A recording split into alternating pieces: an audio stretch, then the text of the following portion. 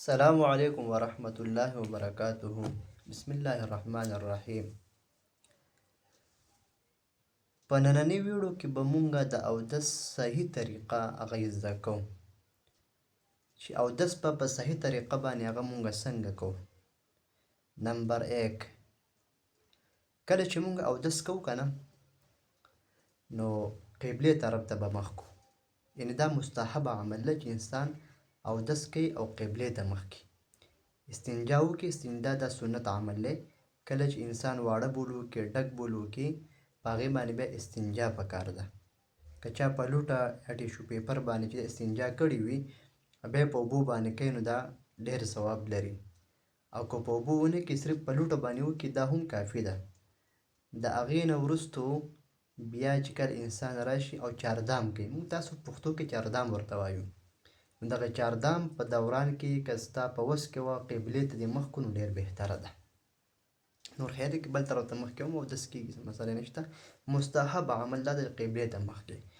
نو د ټولو نه وړاندې به تاسو بسم الله وکړئ. د بسم الله که د هر یو ښه کار په شروع کې بسم الله پکار وي. د اودس په شروع کې بعضې عالمان وایي چې بسم الله ویل ګوره دا پکار دی، لازم دی. بعضې وایي چې دا سنت عمل دی، بهرحال بسم الله کول پکار دی. بیا د هغې نه وروستو به داسو دا لاسونه دي، دا لاسونه دا به د دې مړوندونو پورې، دې ګېټو پورې، دې پورې دا به وینځئ په اوبو باندې داسې. که په لوټه باندې اودس کوئ او که په نلکۍ سره چې کوم دی اودس کوئ دا به دې پورې وینځئ. د هغې نه پس به بیا تاسو خولې ته اوبه واچوئ. چونګ به ډک کئ، خولې ته به اوبه واچوئ. او بهتره طریقه دا ده چې سړی مسواک راوالي او هغه په خوله کې چې دی هغه ووایي په بهتره طریقه باندې. هغه وویل چې مسواک په خوله باندې 3 کرته یو 3 بل طرف ته ښې ګز. بیا د هغې نه وروستو اوبه چې کوم دی په ګز لاس باندې هغه راوالي، پوزې ته واچوي. بیا په پوزه کې دا کچوڼی ګوته نه دی دا داسې لږه لږ ووایي، بیا اوبه واچوي او پوزه چې کوم دی سوڼ کړي. او نو دا بهتره طریقه ده.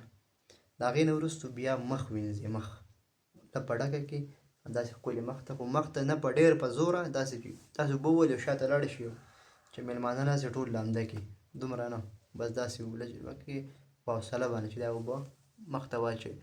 مخ چې دی هغه ښکلی چې کوم دی هغه داسې پاک وینځي. د دې غوږو د پوڅکو پورې دا خپل دا حدود دي، د ویښتو د تندي پورې دا حدود دي، دا وینځي.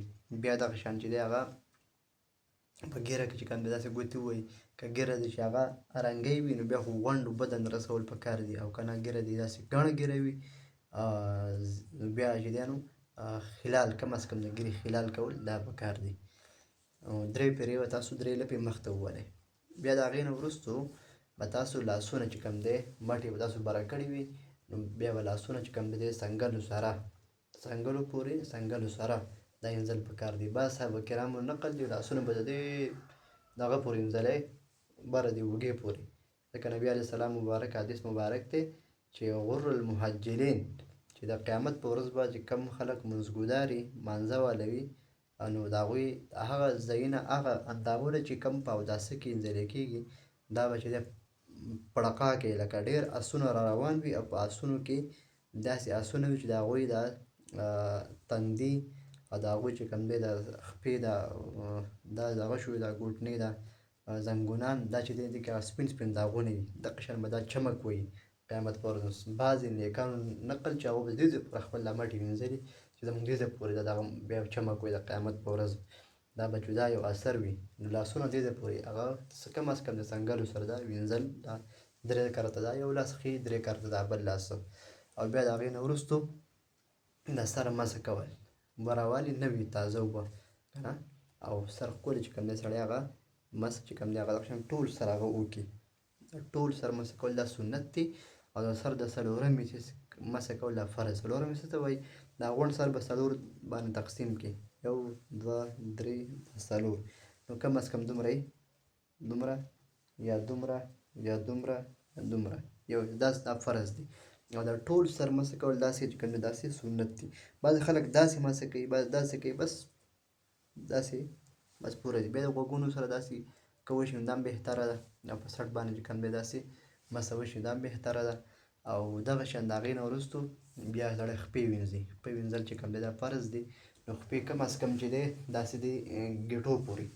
اوس ما جوربیا چې ویلي دي کم از کم د دې ګېټو پورې د خپې وینځل نه دي، ګېټو سره دا پړکي نه دي، پړکي چې ورته موږ وایو، څوک به د پړکي څوک د پړکي دا ګېټۍ د دې پورې د دې سره د خپې وینځل دا چې کوم دی دا په اوداسه کې دا فرض دی. ګورئ ښه مخ ته اوبه اچول دا فرض دي. دغه شان چې د لاسونو وینځل دواړه دا فرض دي. بیا چې کوم دی دا سر مسح کول دا فرض دي، او خپې د پړکو سره وینځل دا څه دي دا فرض دي. او د باقي پکې د سنت دی، خولې ته اوبه اچول، پوزې ته اوبه اچول، هغه شان د ږیرې خلال کول، او د څلورمې سر مسح کول، او دا پکې چې داسې دا پکې سنت دی. نو صرف دا د اودس چې کوم دی صحیح طریقه ده. السلام علیکم ورحمة الله.